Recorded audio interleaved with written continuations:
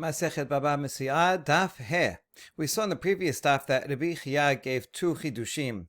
The first one is, while we all know that modeh b'miksat, the Torah requires that person to make an oath, right? If he admits, yes, I owe you 50, but I don't owe you the other 50, then he has to make an oath that he doesn't owe the other 50. Everyone agrees to that. Rabbi Chia adds that actually also, if two witnesses come and say he owes 50, he also has to make an oath regarding the other 50. So two witnesses also trigger an oath. That was Rabbi Chia's first law. His second law is that if you have a modeh b'miksat, and at the same time that he says, yes, I owe you 50, he actually gives the money immediately, and he denies the other 50. Nevertheless, he still has to make an oath. This disagrees with Rav Sheshat, who says that once you say helach, and you say, here's the money right back, right? Here, it's in your hands, so then we take that off the table. It's as if that money was never loaned in the first place, right? You gave me this money, here I give it back, forget that money altogether, and now I am contesting the entire amount, right? Even though the claim was for 100, and I say, 50 I owe you, but here it is, so forget about that, and now I deny the entire 50, therefore I don't have to make an oath. That was Rav Sheshat. But Rabbi Chia says, no, we don't think of it that way. Since the claim was 100, even if you pay right away, and the money's right there, in the original envelope that the guy gave you, it says, I'm giving it right back, I never used it, right? Here it is.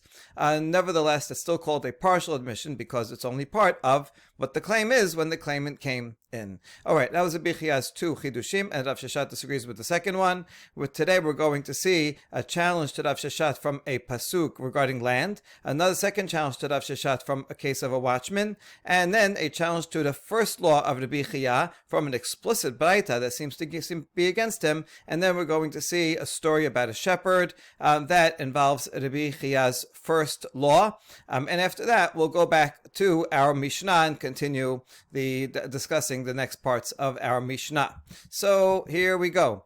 Ulman damad helach patur, according to Rav Sheshat, who says a case of helach, since you're giving the money right away, we don't consider it, and therefore it's not modeh b'miksat, it's kofer bakol, and he doesn't have to make a vow. We ask, amai istirich kira lemeute karka mishevuah, ha kol karka helachu. Well, then why do we need a pasuk to exclude land from such a vow? After all, any case of land that involves land is going to be helach, because land is always there. It's not like money there, I take the money, I spend it, where is it? Helach is always right there in front of you. So as long as I say, yeah, that's your land, so it's the same as putting it right into your hand, it's just there and you can go and take it. Since all cases of karka are helach, if you say, as Rav Sheshat does, that helach is patur, then you would never have to say modeh b'miksat regarding land, and yet there is a pasuk that specifically excludes land. What is this pasuk that we're talking about?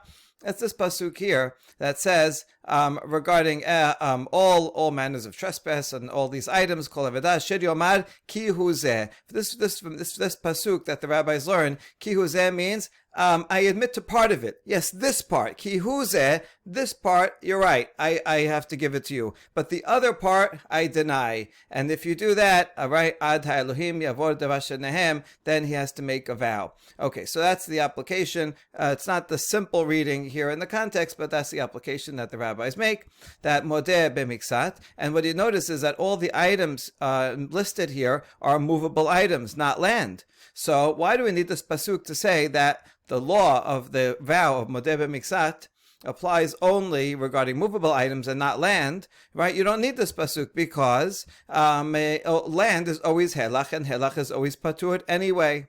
Rav Sheshat has two answers. Amalach isterich kera hecha dechafar ba borot shichin u'me'adot. No, I still need that pasuk to teach me a case where I got this land and then I dug pits and ditches and caves. I ruined the land. I made it a big mess. And then you say, oh, you owe me the land back. And then I come and I deny part of it. So I cannot come and say, helach, right? Oh, here's the land, because I changed the land so sufficiently and messed it up so sufficiently that it's not helach anymore. So in fact, not every case of land is helach, because if I really mess it up, then it's not considered the same land, right? And you could say, that's not the land that I gave you. I'm not accepting that back.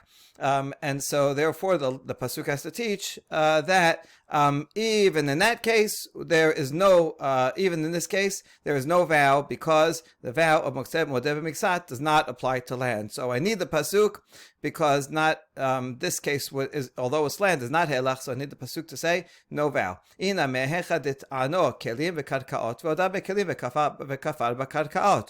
Or I would need the pasuk in another case where the claimant says, you owe me these movable items and land, and then the defendant says, you're right, I owe you vessels, but I don't owe you land. So here there's no helach, because he's not giving over the land. He's actually saying he's denying the land.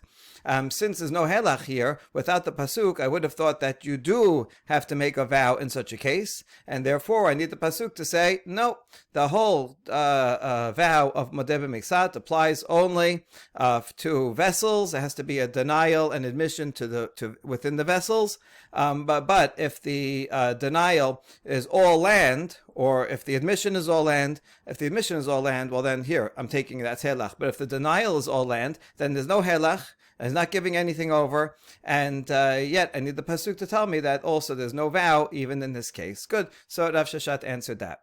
Second question to Rav Sheshet, Tashema, Detane Rami Bar Hama, Arba'a Shomerin Tzrichin Kefira B'Miksat V'Hod'a B'Miksat, Shomer Chinam V'Hashoel Noseh Sachar V'Hasocher, Hechi Dameh Lav Damar Le Helach. Rami Bar Hama has chidush, and he says that for Shomrim have to make a vow if they deny part and admit to part. So usually most everybody else thinks that Modeh B'Miksat applies to a loan, right? Or you gave me money and now I deny that I owe you something or a monetary obligation. Rami Bar Chama's chidush is, you know what? This also applies to Shomrim.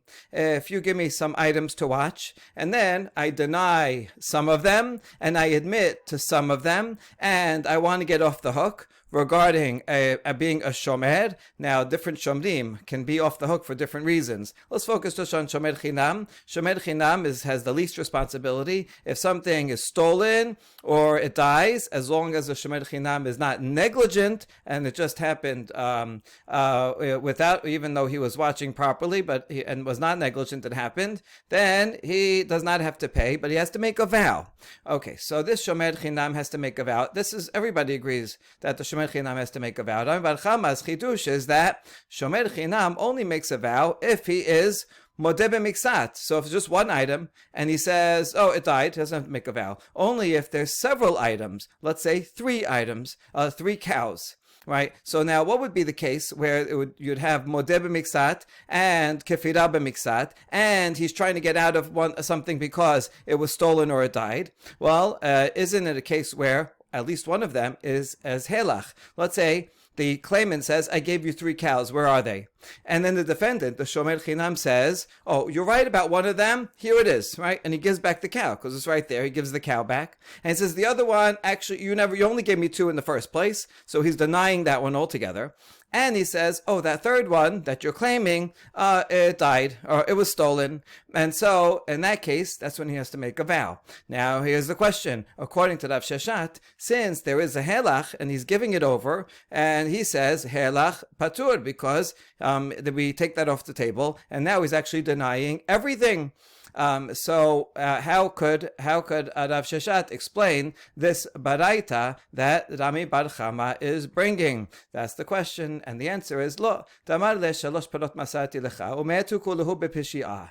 V'amar le ihu chada lo hayu devarim me'olam. Chada meta be'ones v'chada meta bepshia. Devaena shalom elach delav helachu.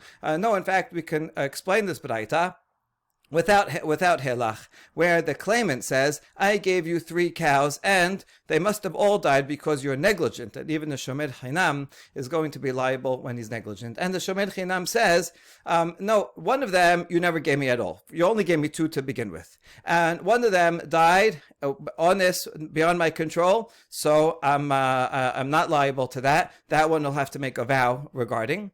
And the third one died, and I was negligent. I admit to that one. Now here, the admission is not helach. It's dead. There's nothing that he can give over. So you can have a case of admission without helach. So he says, I'm going to pay you, right? And that's not helach. He's not giving the money right away. The item itself is not there. And so we can, even Rav Sheshet can explain this braita of Rami Bar Hama. All right, good. So now let's look at our list of things to do. We resolved 2 challenges against Rav Sheshet, and now we're going to have a challenge to Rabbi Chaya number 1. From an explicit baraita, Rabbi Chaya number 1 says that if someone denies a claim entirely, but then 2 witnesses come and say, actually, you owe at least part of that claim, he does have to make a vow for the rest. So here's a baraita. Tashem hadetani abu de Rabbi aptoriki le de Rabbi Chaya kamaita. So here is a challenge from the father of Rabbi Abtoriki against Rabbi Chaya, the first law of Rabbi Chaya.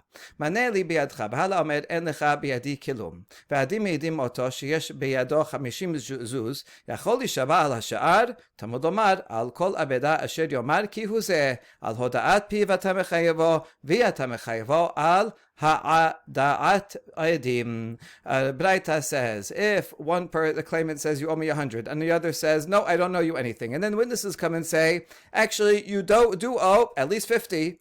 Can it be that he would have to, the defendant would have to make a vow on the rest that he doesn't owe it? Right? Would we think that? That's actually what Rabbi Chaya says, but this Baraita says, no, he does not have to make a vow because of that pasuk that we just quoted regarding anything that is lost. And he says, Ki hu zeh, oh, I owe you this amount, but not that amount. And that is asher yomar, that the defendant says. So that means only regarding it in the case of confession, he has to make a vow, but he does not have to make a vow if outside witnesses came and said so. This is a direct opposition to Rabbi Chaya. It's a total contradiction. So how are we going to get out of this one? And the answer is, Matita karamit aled Rabbi Chaya, Rabbi Chaya tanahu ufalig. What are you bringing, a baraita against Rabbi Chaya? Rabbi Chaya is a Tana. He is himself a Tana. He's a very early Amora / Tana. He's right on the borderline. And therefore, he himself is at that level of authority of the Tanaim themselves, and so he argues on that. He doesn't have to answer to this Baraita. All right, good. But v'hakira ka'amar, yeah, but the Baraita quoted a pasuk, so even Rabbi Chaya cannot contradict a pasuk. So what are you going to say about what is he going to do with this pasuk from Shemot? And the answer is ahula b'demiksat ta'ana. Yes, he'll agree. That pasuk is giving us the basic law that we need to know, that someone who admits to part of the claim has to make a vow. Rabbi Chaya agrees. That's the basic law of modeh b'miksat. Rabbi Chaya happens to also think that if witnesses come, also you have to make a vow. So there's no contradiction to this pasuk. V'abud Rabbi ap toriki amar lach ketib hu uchtiv zeh chad modeh b'miksat ha'ta'ana v'chad ha'da'at adim de patur. So the father of Rabbi Ab Toriki would tell you, no, that this baraita, you have to agree with this baraita because the pasuk has 2 parts of it. It's 2 extra words. It says hu and it says zeh, right? Ki hu zeh. So these 2 words, each one has to teach you something different. One of them is teaching you regarding confession that you have to make a vow, and the other word is telling you that for witnesses come, that you don't have to, right? Ki hu zeh. One is a limiting word. And therefore, one has to make a vow only when you confess. But when witnesses say that you owe part of it, then you do not confess. So that's how Rabbi Abtoriki understands that baraita, in which case this is a good proof. Ve'idach, so how will Rabbi Chaya take into account the extra 2 words of this pasuk? And they'll say, Chad modeh miksat hatana, v'chad modeh mimin hatana. Says, I also learn different things from this pasuk. One is for the basic law that modeh b'miksat has to make a vow, and the other is that you only make a vow when the claim and the admission are of the same type. If someone says, you owe me apples, and I say, no, I don't owe you any apples, I owe you oranges, then there's no bodeh b'miksat, because that's not part of the claim. That's a different claim. You're asking the admission of a different type of thing altogether. So okay, so now Rabbi Chia has a good point. What is Rabbi Abtoriki going to say about that? V'idach modeh mimina ta'ana let le v'sabar le k'Rabban Gamliel ditnan ta'ano chitim v'hodah b'seorin patur v'Rabban Gamliel mechayev. Rabbi Abtoriki does not agree with that law altogether, and he thinks he agrees with Rabban Gamliel, and we see that this is a machloket in the Mishnah and Shavuot, that if someone claims you owe me wheat, and the other guy says, no, I owe you no wheat, but I do owe you barley, then he does not have to make a vow. That's the opinion of Rabbi Chia and what he learns from it. But Rabban Gamliel says you still have to make a vow. It doesn't matter if it's two different things. Still, there was a claim, and you admitted that you owe something, even if it's a different type of thing. You still have to make a vow, and therefore, Rabbi Abturiki says, I don't need a pasuk regarding that, because it is liable, so I don't need a pasuk to exclude that. I use the pasuk instead to exclude the case of witnesses that say you have to pay part of it. And now we get to the story. Hahura ayad havu masri le kol yoma chevata besahadeh. Yoma chad masru le bela sahadeh. Lesof amar lehu lo hayu devarim me'olam. There was a shepherd, and people would give the shepherd their sheep to watch for the day. And they would give it to him with witnesses, so that witnesses would be there and says, yes, I saw, right, you owner gave the shepherd 10 sheep. Now, one day, there were no witnesses around, and so the owner nevertheless gave the shepherd 10 sheep. And at the end of the day, when the owner came to collect the sheep, the shepherd says, no, nothing, no, this never occurred. I never got any sheep. From what sheep? I don't know what you're talking about. I don't know, I owe you anything. You didn't give me any. Okay, so now this is a big problem. But in the end, 2 witnesses came, and they said, we saw the shepherd eat 2 of your sheep, right? We saw him there out in the field. He's barbecuing 2 of your sheep, and so surely he owes 2 of them.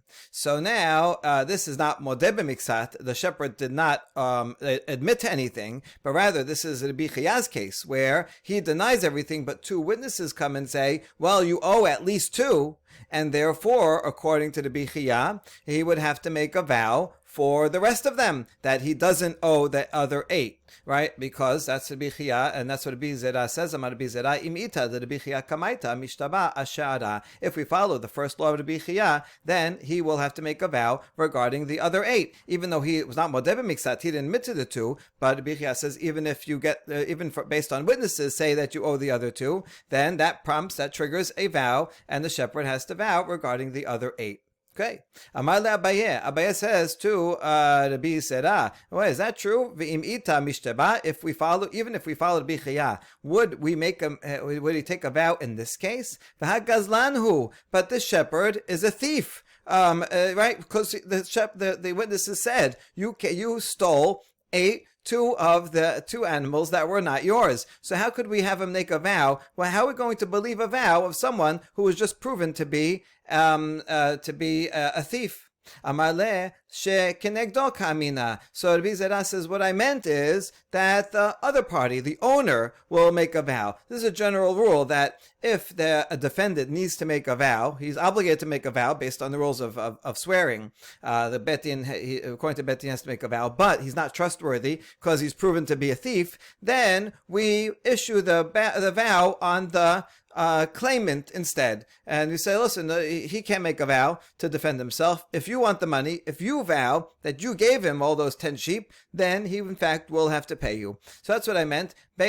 Even following Rabbi Chia, since Rabbi Chia says that you have to make a defendant have to make a vow when he denies all of it, but there are witnesses, and in this case he can't make a vow because he's a thief, but so the owner who's claiming the 10 will have to make a vow, and he can make a vow and then collect. That's what I meant to say.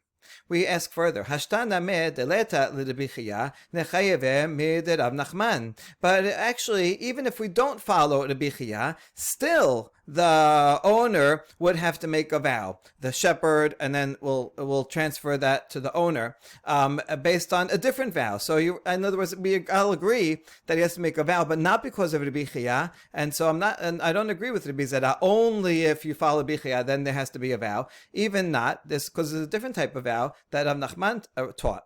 Titnan maneli biadcha en lecha biyadi patur. V'amar Rav Nachman mashperin oto shibuat eset. If one person says, you owe me 100, and the other says, I don't know what you're talking about, I don't have anything, that I don't owe you anything, so then he does not have to pay. But Rav Nachman said that since someone came and made a claim in the first place, you know what? Better to clear your name. As a D'Rabbanan, clear your name and make an oath that you don't owe anything. It's not usual that people just go to make up a random claim and go to a person in the street and say, oh, you owe me $100 when there was nothing at all there, right? Usually there's some truth behind it. And so maybe he's right, maybe he's wrong. We're not going to make you pay just because someone claimed, but koskol shibuat heset, to make a vow to clear your name. So even without a bichiyah, we would make a vow, we would have the shepherd make a vow. Now, this shepherd happens to be, he was just proven to be a thief. So we'll take that vow and we'll transfer it to the owner of the sheep instead, right? Make a vow. So we answer that Rav Nachman takanta hi betakanta takanta lahabdina. No, we wouldn't apply Rav Nachman's vow here, because Rav Nachman is only a takana of Chachamim, and the idea that when a defendant cannot make a vow, then we transfer the vow to the plaintiff, that also itself is a takana. So we're not going to add an ordinance on top of another ordinance. So if it was just Rav Nachman's vow, shibuat heset, we would not apply that to the plaintiff, and therefore the only vow that we would apply would be that of the bichiyah. If we follow the bichiyah, then this would be a deoraita vow, like modeh b'miksat is deoraita, and according to the bichiyah, also this vow, if witnesses come, is a Doraita one, and that, since the shepherd cannot make that vow because he's not trustworthy, so then the plaintiff will make the vow.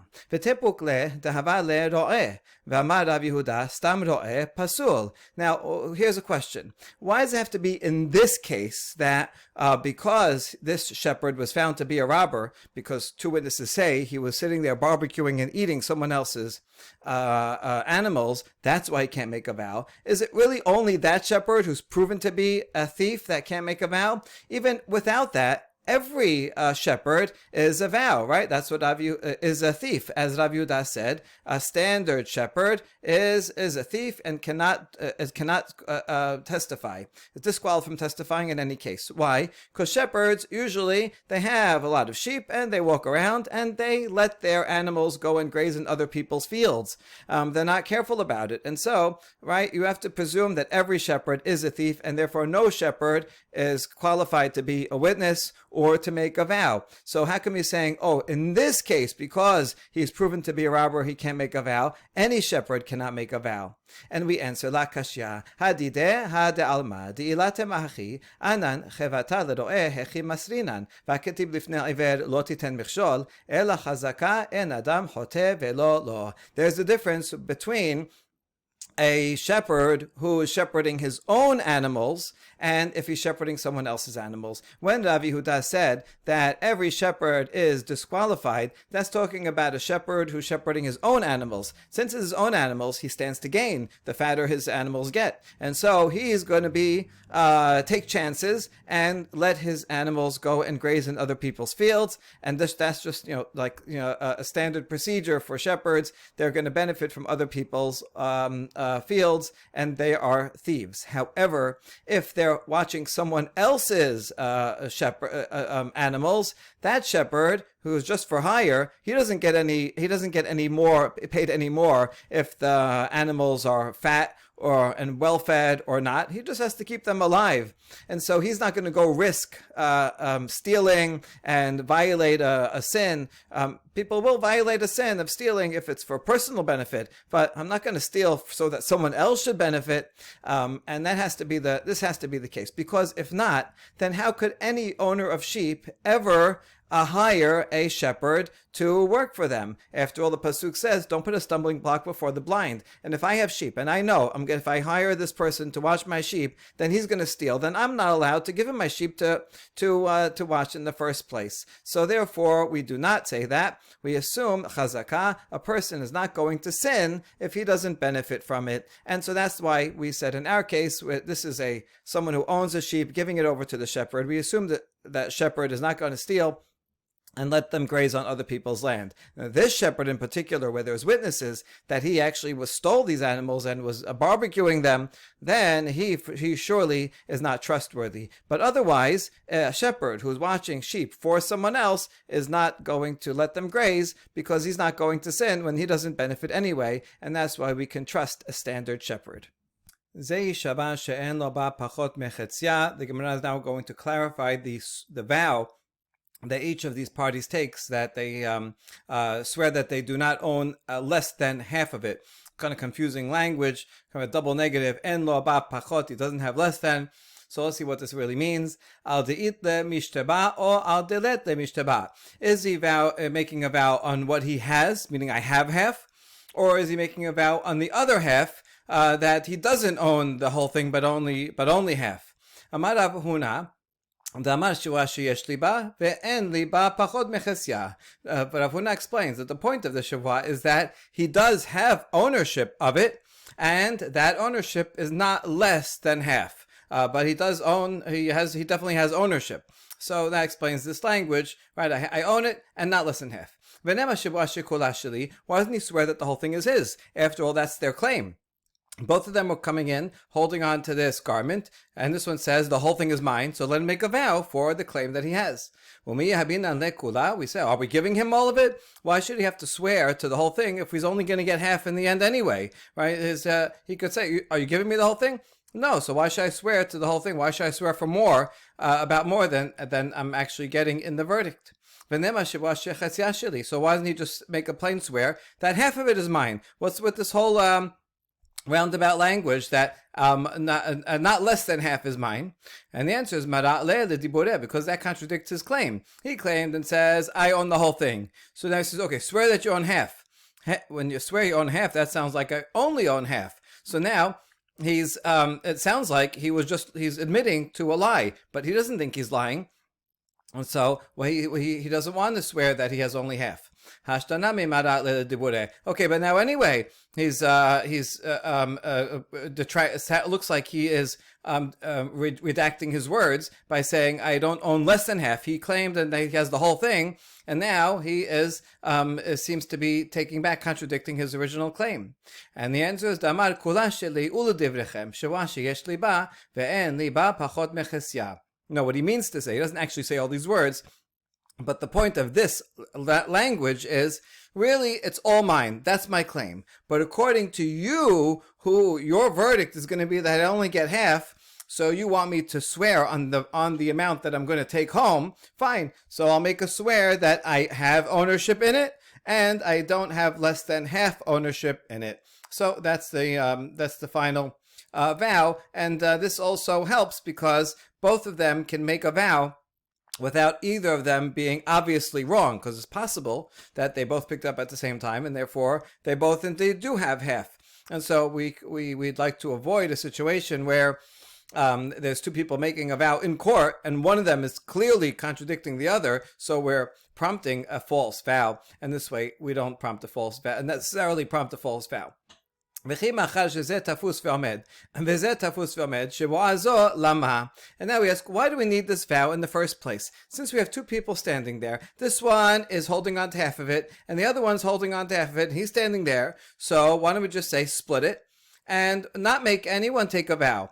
Amar Rabbi Yochanan, שבועה זו תקנת חכמים היא, שלא יהיה כל אחד ואחד הולך ותוקף בטליתו של חברו ואומר שלי הוא. Rabbi Yochanan says, you're right. From the letter of the law, they could just split it. But the Chachamim came and made an ordinance that we should have such a vow, because we don't want people going and grabbing a garment of someone else and then saying it's mine.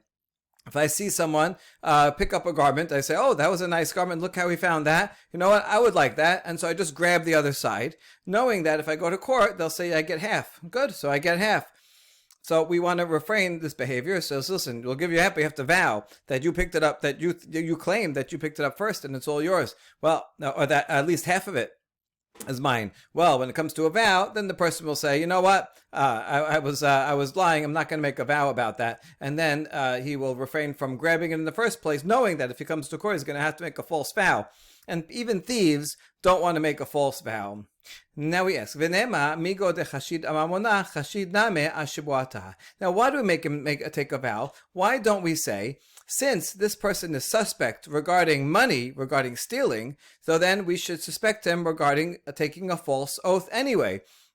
That's what we think, right? He comes in and he's holding on to half of it. So is the other person holding on to half of it. And we don't just split it because we say, maybe he went and grabbed it second and tried to steal. So in order to make sure he's not a thief, let's make him make a vow. But if he's a thief and we suspect him of being a thief, then we should suspect that he would make a false oath. And therefore, making an oath shouldn't help. So why don't we say that logic? No, in fact, we do not make such a statement. We don't say since we suspect him for money, we suspect him also to an oath. There are a lot of people that may steal from someone else. They don't care about that. They justify it in some way. But when it comes to taking God's name in vain, that they would never do. That's bad luck, and they wouldn't do that. So these are very pious thieves, and that they would not. So this is going to be the next subject that's going to go into the next stuff. Do we say that someone who's suspected for stealing money, is also suspected for taking a false vow? Yes or no? So right now we're saying no, not suspected. Why? And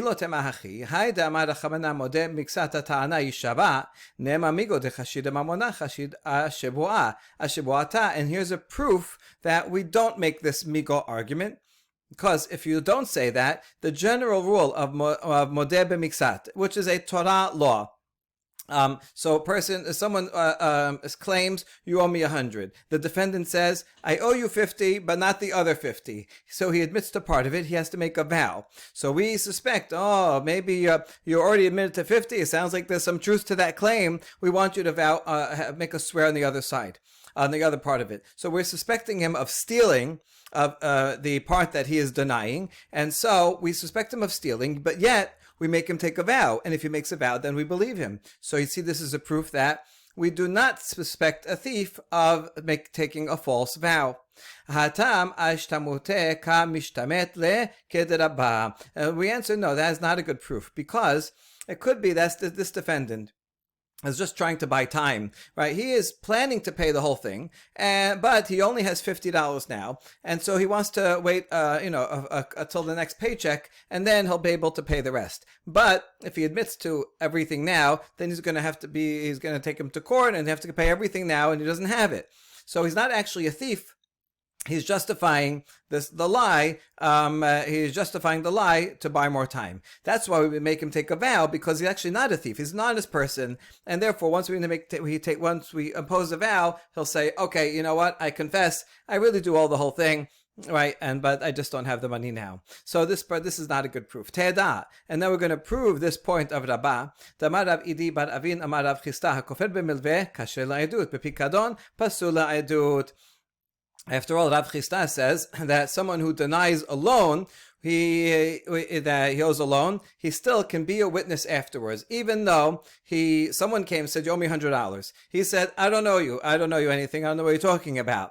And afterwards, witnesses come and find he's found to be false. Nevertheless, we don't consider him a rasha.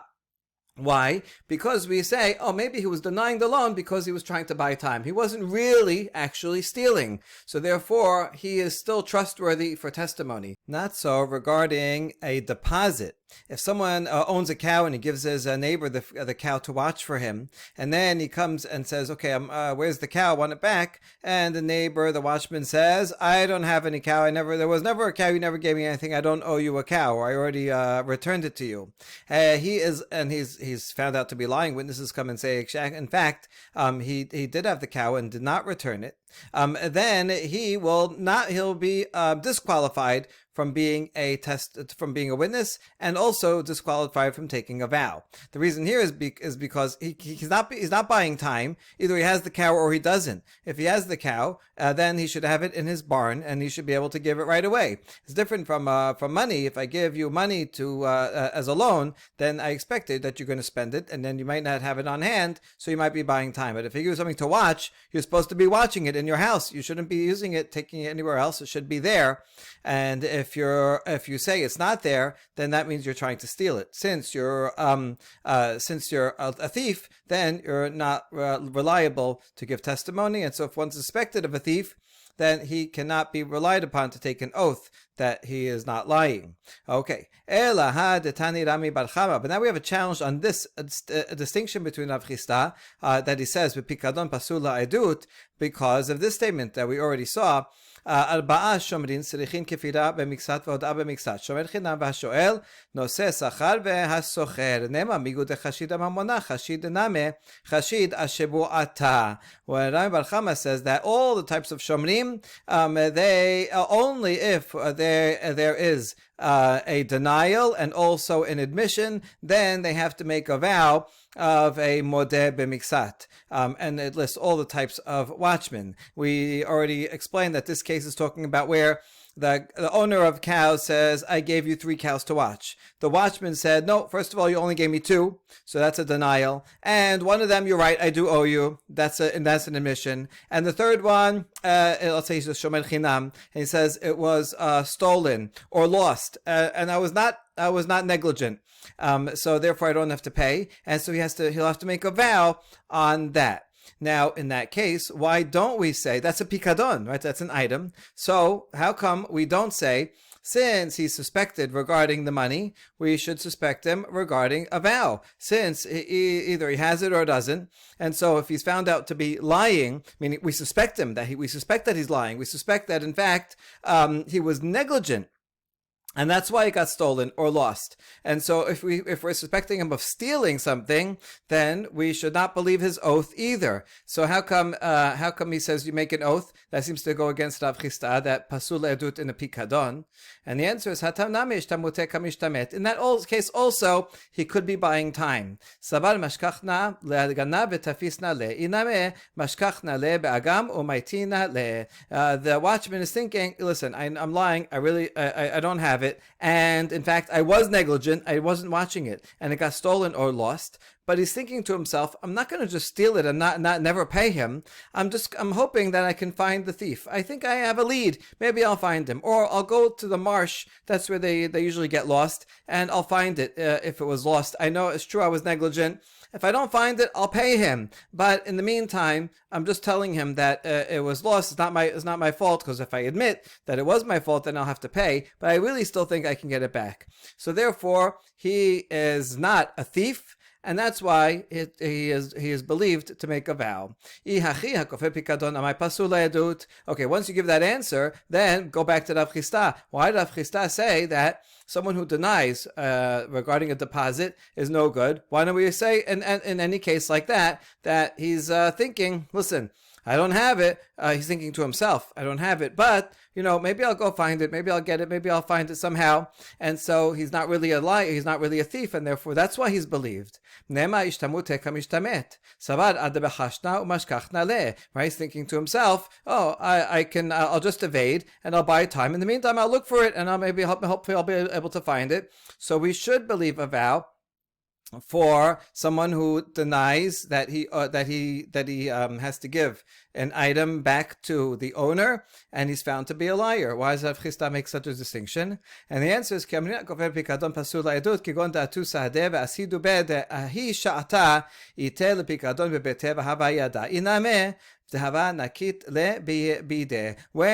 Chisda here made his law and said when someone is found to be a liar regarding a deposit that he has, that was only in a case where 2 witnesses come and say, at that very moment, they testify that this watchman has it in his house, and he knew that it was there. We saw him just, feed the animal, and so he definitely knows it's there. And the fact when he comes and says, "Oh, I don't have your animal," he is clearly lying and trying to steal. That's the case. What we say, no, even if you make a vow, where from now on you're pasula adut because now you're proven to be a rasha, and so that's the kind of person that becomes untrustworthy. Or that we see he has it in his hand, he actually has it, and he at that time he's kind of hiding it behind his back, as in his pocket. He has it with him, so we know that he's not buying time, and therefore he is clearly a thief, and therefore will not be believed anymore. What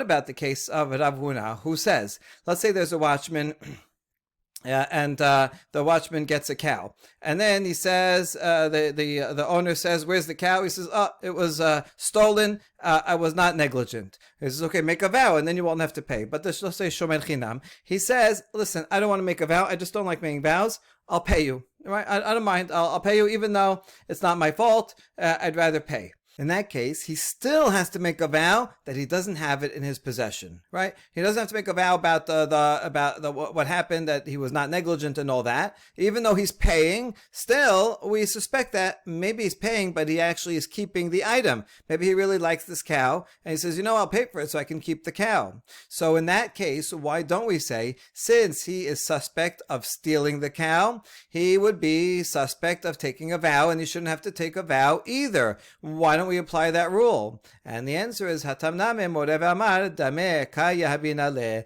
No, the person could rationalize. It could be he really is he has the cow and he's keeping it for itself. He is stealing it, but he doesn't think he's stealing because he says, "Well, I'm paying for it, right? So it's okay." And since he doesn't think he's stealing, so he's a credible person, right? He's honest, at least in his own head. He's honest, and that's why we believe him if he makes a vow and says it's not. We want to discourage that, so that's why we make him take a vow in the first place. We want to make sure he's not thinking that he can keep it and just pay for it. So that's why we make him take a vow, and we believe his vow because it could be that he's an honest person. He's not actually trying to steal it. In his mind, he thinks he's just trying to buy it, but tricking the owner into buying it by lying and saying that he doesn't have it. So that's why we do believe him. Rav Acha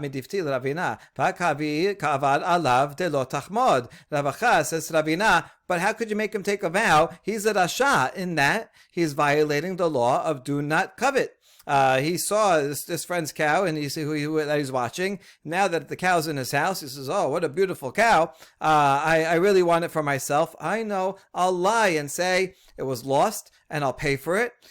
So even though he thinks that's not stealing, but still, certainly he's violating lo tahmod, and therefore he should not be believed to take a vow that is not in his possession. And the answer is lo tachmod linashe belo dameh mashma lehu. No, most people think that lo tachmod only means if I try to take something without paying. I try to take something that I'm jealous that my neighbor has. But people think wrongly that if I pay for it, then I don't violate lo tachmod. And so that's what this guy thinks. He's a watchman. He has his cow. He wants to keep it. And so he would lie and say that it's not here, and he thinks he's not buying lo tachmod because he's paying for it. So he thinks he's an honest person and he's totally okay. So that person, because at least in his own mind he's honest and didn't do anything wrong, still we would believe him if he takes a vow to say it's not in my possession, right? Because we don't suspect that he would. In addition to keeping it and violating lo tachmod, in his own mind, he thinks he's doing everything right. So he thinks he's an honest person. So he may justify keeping the item and paying for it. But if you ask him to make a vow, he would say, "Oh, take a vow that it's not in my house. I'm not going to lie under oath about it." And then he would admit, and that's why we believe him. But otherwise, you're right. If he was a total thief, then he would not be believed to take a vow. Baruch Adonai Le'olam. Amen ve'amen.